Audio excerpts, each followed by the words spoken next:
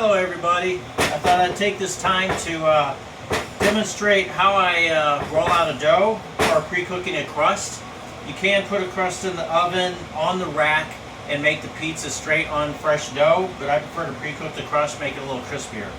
And one thing that I need is some of this flour here to put on the cutting board. And put this down like that. A little bit of flour on top of it. And there's pretty good amount of flour on there. I'm going to move this to the side right now. The other thing I need is a little drink of the vino. That's a must. Or a good Italian beer. I'll probably be reaching back for some more flour. If I don't knock over my wine, I'll be drinking the whole bottle after that. So, see, it's sticking a little bit, so I can put a little more flour. Sometimes I even put flour on the rolling pin. Once I get it to a certain level, I hand toss it, kind of let my hand slide on the dough. Not pull the dough, but my fingers are sliding on the dough so that I don't tear the dough.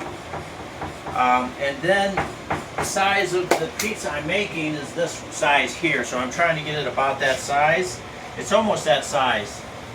The smaller the pizza, the easier it is to handle in the oven, and less chance of issues with it sticking or tearing or just causing issues in general.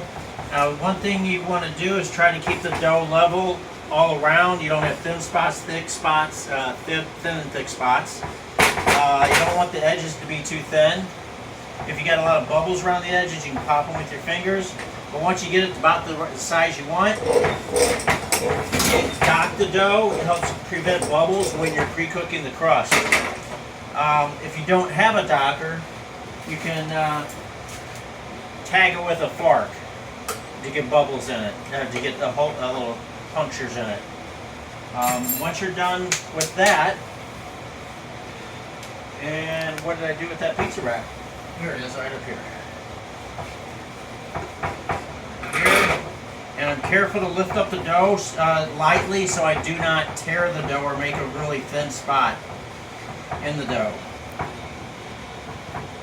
And I'm making sure it's right around the same size of the rack, maybe slightly bigger because it might shrink a little bit in the oven. I got my oven set at 495 degrees. I like to really cook about 525, but I have some Teflon sheets on the bottom of the oven to protect it from sauce and stuff when I'm making the pizza, and those are only good until 500 degrees. Something you can get on Amazon, Teflon coated sheets for the bottom of your oven that you can clean off quickly. And I'm going to have to move this a little bit, probably move my wine there, I don't want that flying everywhere. And then at 495 degrees, you're probably looking at approximately 5 minutes, depends how crispy you want it. Looks like I've got a rack in here. That's the rack I was looking for earlier. I'm going to take that one out.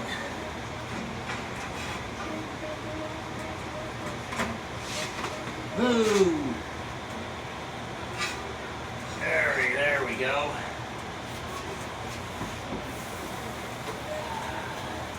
Set this on the pizza stone. You always want to warm up your pizza stone from a cold state. You don't want to put a stone in a hot oven. And there we go. I'm going to set a timer for 5 minutes. And just keep an eye on it. When it starts to brown, then you don't want it to be in there any longer. Then it's going to get too dry. And that's about it for now. But we'll see what it looks like when it comes out. Come on. Alright, it's been a little over 5 minutes, and I think it's about right. You can tell it's just getting ready to start to turn little browning spots on it. And then what I'm going to do is put it on a venting rack here, because even if you're going to make the pizza right away, you don't want this sitting on something solid where the dough starts getting soggy. So my preference is to let it sit for a while, let the dough cool. If you have time to let it cool for 10 or 15 minutes or even longer, to completely cool, maybe 30 minutes, Otherwise, you can cook on it right away. And at that point, we're done right about now, and then we'll go to the next part of the video shortly. Okay, it's cooled probably for about 45 minutes. See if you're wrapping it up. If you're gonna make a pizza right away, you don't even really need to wait any time at all. You could wait 5 or 10 minutes if you want, but I would recommend doing it on an elevator rack so it can vent while you're making the pizza, minimizes the sticking. And then if you're gonna wrap it up, first of all, if you're gonna put it in the oven on a pizza stone, I recommend putting a little maybe cornmeal on your pallet, so when you're sliding it on here and then sliding it onto your pizza rack, onto your pizza stone, it slides off easier onto the stone. And be careful about sauce running over onto the oven. You want to make sure there's an even motion, that you're not stopping suddenly and sauce flying over the edge. So just be careful when you're putting it in the oven, steady motions.